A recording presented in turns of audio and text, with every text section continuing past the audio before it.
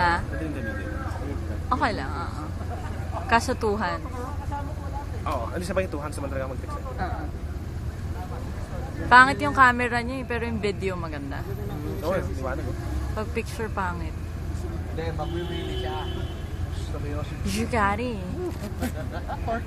Old school ito kami. Kung naka-HID ka na, kailangan pa bang mag-flatline? Kulang pa rin mo. Kulang. Pag kuwanin probinsya.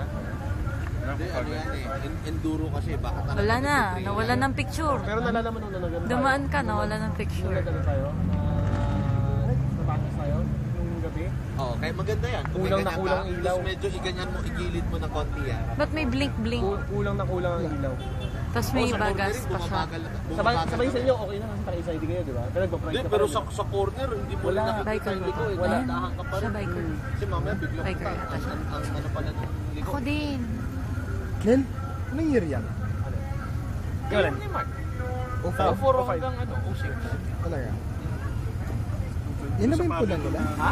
Yan na pala yung pula nila? Hindi, mas maganda yung pula nung 07. Oo, oo. Maganda yung white eh. White May na. kering-kering. Matandang motor na yan.